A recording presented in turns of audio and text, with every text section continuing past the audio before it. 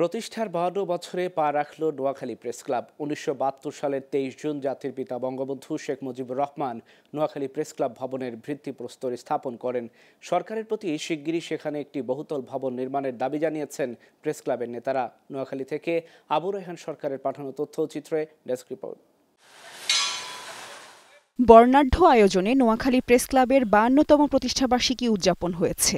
রোববার সকালে press club চত্বরে বঙ্গবন্ধুর মুরালে ফুল দিয়ে শ্রদ্ধা নিবেদন, শোভাযাত্রা, আলোচনা সভা, কেক কাটা ও সাংস্কৃতিক অনুষ্ঠানের মধ্য দিয়ে শেষ হয় জমকালো এ আয়োজন। জেলা ও উপজেলার সাংবাদিকদের পাশাপাশি নানা শ্রেণী পেশার নেতারা প্রতিষ্ঠাবার্ষিকীর অনুষ্ঠানে অংশ নেন। 52তম প্রতিষ্ঠাবার্ষিকী 1972 সালের 23 জুন তৎকালীন প্রধানমন্ত্রী জাতির জনক বঙ্গবন্ধু শেখ মুজিবুর রহমান এই প্রেস ক্লাবের ভিত্তিপ্রস্তর স্থাপন করেন। নোয়াখালী প্রেস ক্লাব এমন একটি প্রেস ক্লাব, এখানে হাজার বছরের আমাদের শ্রেষ্ঠ বাঙালি বঙ্গবন্ধু 72 সালে এসেছিল এই দিনে।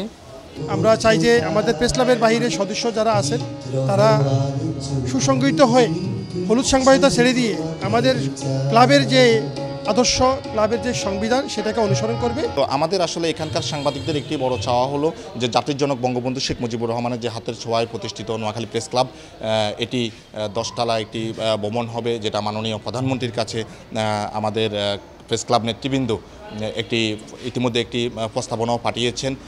প্রেস ক্লাবের নেতারা জানান, বঙ্গবন্ধু নিজ হাতে নোয়াখালী প্রেস ক্লাব ভবনের ভিত্তিপ্রস্তর স্থাপন করেছেন। এমন ঐতিহ্য দেশের আর কোনো প্রেস ক্লাবের নেই।